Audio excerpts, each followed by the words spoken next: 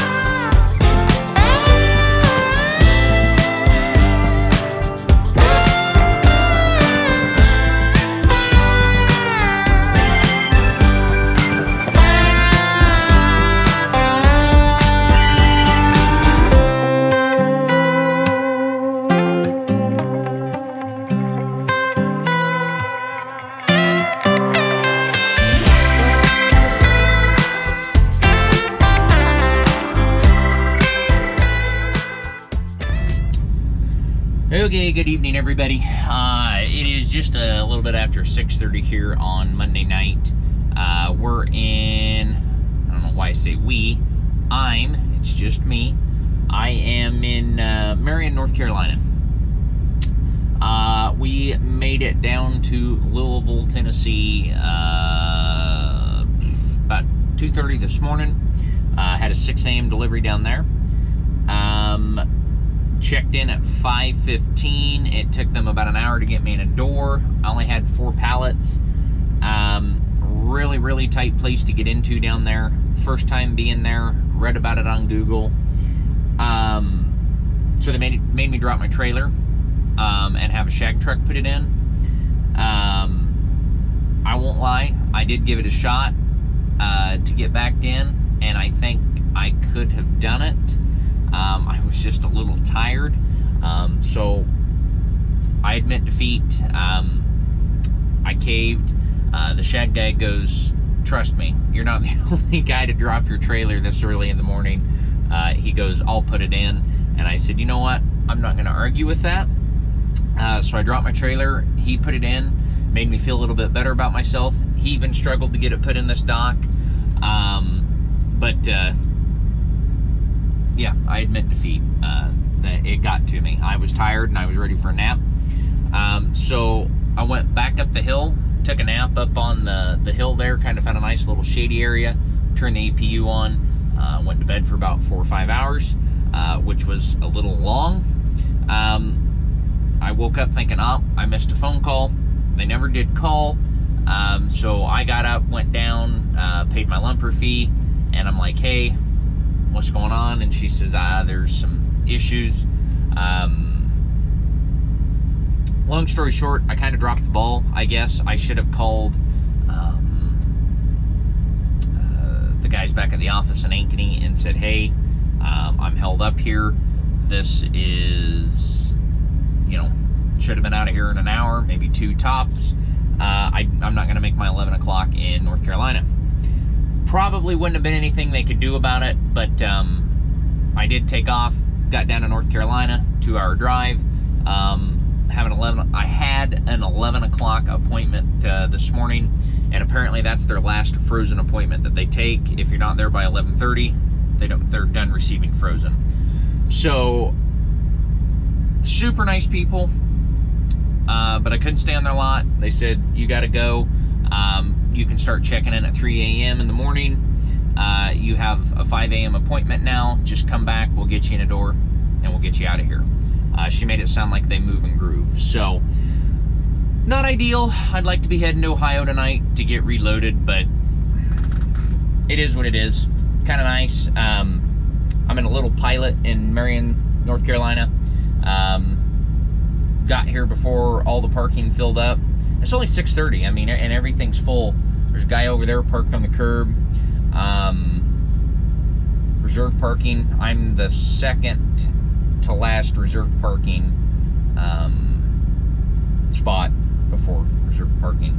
Oh, I didn't say that right, but so I'm not reserved, which is good because I hate paying for parking. Just a little pilot, but it's kind of nice. Kind of cut out off the side of a mountain. Got the trees and everything back up there behind me, so still works out. I'll be in Ohio tomorrow early afternoon. Hopefully get loaded out of there mid-afternoon, and still be in Ankeny by Wednesday afternoon. So no rush, not bad. Have a full week when you're still only working 3 or 4 days a week. So doing that though, what I'm thinking for videos,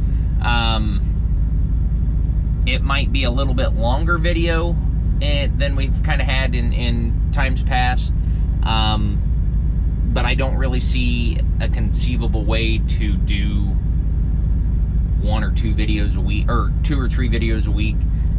It kind of makes more logical sense to do one relatively longer video or 15-20 minute video. Heck, I don't know. We'll see what happens. We'll just keep going with things. So, real quick, I'll show you here, kind of, like I said, I'm here. That's not a reserve spot, and then that Schneider truck is reserved, and then it's reserved all the way to the tree line. And then this enclosed exotic car hauler, that's not a parking spot. The McLean truck is not a parking spot. There's a guy up there on the curb already. You can see him right there. This Schneider truck is obviously not reserved parking. But like I said, 6:45 now, I guess, and place is packed. It's full. Also, real quick, I'll show you too. Go about, pay it forward any chance you can get. I don't know if you can see it, but right about there, that is a trail of diesel fuel. Gentleman, that you can see the top of his green hood there, that is probably the longest Freightliner Cascadia I have ever seen in my life too, by the way. It's like I would say conservatively a 280-inch wheelbase, pulling a 53-foot flatbed. I'm assuming probably hauling lumber. But he came in earlier, pulled down and got fuel, and must have been in a hurry or something, must have had to go to the bathroom, made the loop around, come back up where that puddle is, and pulled down to the fuel island and started backing up. And I thought, man, he's got those cool new, like, Bluetooth gas or fuel tanks. Whoa, almost sounded like a car guy. Fuel tanks. I can't see his I did it again. His fuel cap. I don't know what difference it makes. It's like if I don't say fuel, like my mind thinks I'm going to explode. But anyway, I couldn't see his fuel cap, and then I could see it dangling off, and then of course diesel fuel started gushing out, and he probably leaked 5 or 10 gallons of fuel. So I seen that, and I thought, hey, it's a good excuse to get up, go to the restroom, and get ready to lay down. Got an early morning, so went over, waved him down, said, hey, I'd like to put your fuel cap back on for you. You're leaking fuel. So kind of, I guess doing what I feel is the right thing, helping another guy out. Everybody talks trucker brotherhood. You know me, that's kind of one thing I've always instilled things on. So paying it forward there, and hopefully he'll do the same in the long run. So that's kind of a little update. Don't know how much footage I'll get the rest of the week. Like I said, most of what I do, it seems like right now, is night driving. Kind of hard to do some night driving videos, but you never know. So that being said, I'm gonna go lay down. I will talk with you guys here later in the week, and thanks for coming along for the ride.